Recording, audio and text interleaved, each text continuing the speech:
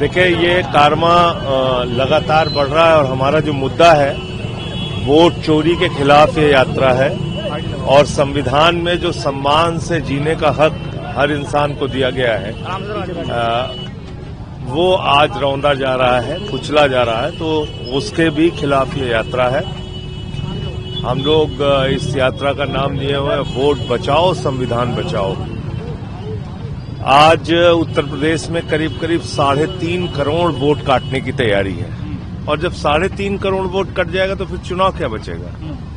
और अगर वोट नहीं बचेगा तो मिलने वाली सारी सुविधाएं बंद हो जाएंगी, राशन बंद हो जाएगा, पीएम आवास योजना के तहत जो सुविधाएं लोगों को मिलती हैं वो बंद हो जाएंगी, पीएम आवास मिलना बंद हो जाएगा, आयुष्मान कार्ड बंद हो जाएगा।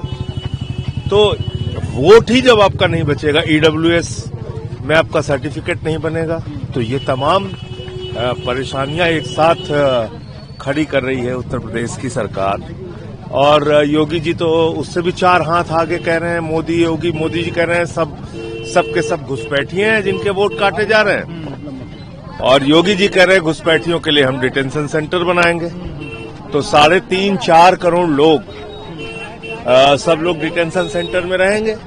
उत्तर प्रदेश का जो दलित है, पिछड़ा है, यादव है, मुसलमान है, वो सब डिटेंशन सेंटर में रहेंगे। चुनाव आयोग पे सवाल तक उठा दिया है कि किस तरीके का चुनाव आयोग ऐसा कभी नहीं, ये चुनाव आयोग बचा ही नहीं है। चुनाव आयोग की तो बात ही मत कीजिए। चुनाव आयोग जैसी अब कोई संस्था नहीं बची है, वो मोदी का दफ्तर है। तो मोदी का दफ्तर आप कह सकते हैं, चुनाव आयोग तो नहीं है। चौधरी चरण सिंह जी की जयंती भी है। मैं सिर झुका के उनको नमन करता हूं और चौधरी साहब ने जिंदगी भर ईमानदारी के साथ किसानों की लड़ाई लड़ी, उनके हक के लिए काम किया।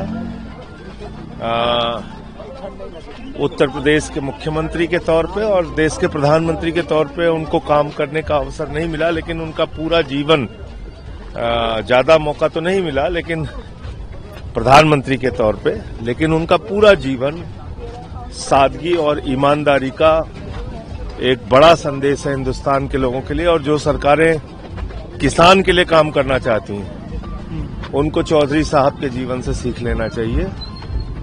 और आज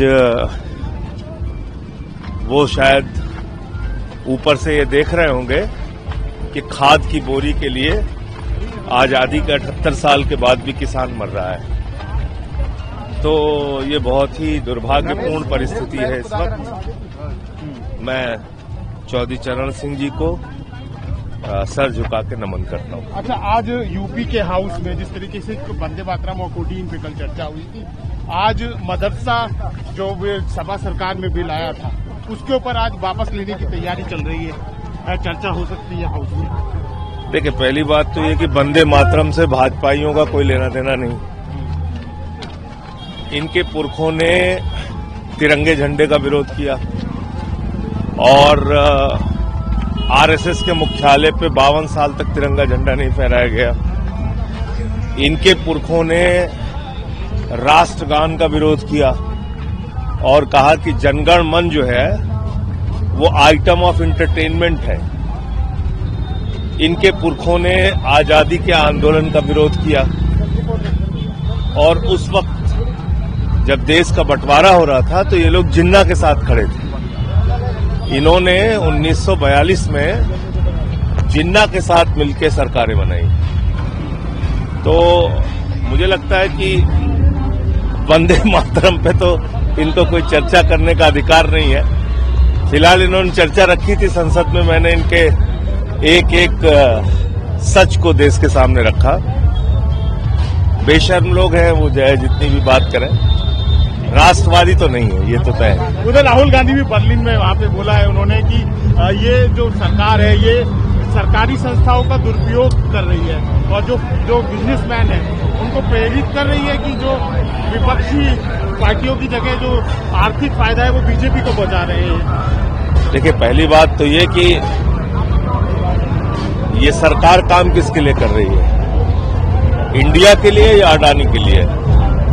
कोयला हो, बिजली हो, पानी हो, शिक्षा हो, स्वास्थ्य हो, रेल हो, सेल हो, सब किसके हाथ में है? अडानी के हाथ में। अभी आपने देखा एक जज ने अडानी के खिलाफ आदेश दिया, वो जज ही हटा दिया गया। तो ये हकीकत है इस वक्त की ये जो सरकार है, मोदी जी देश के लिए नहीं दोस्त के लिए काम कर रहे हैं।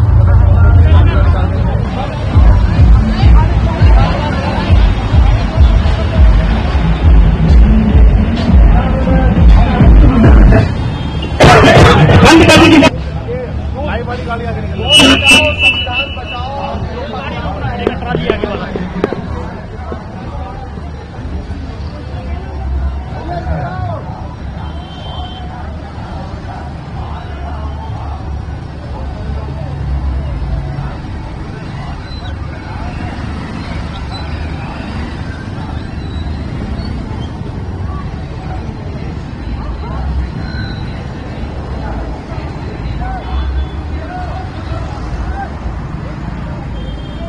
सभी शक्ति देना चाहेंगे।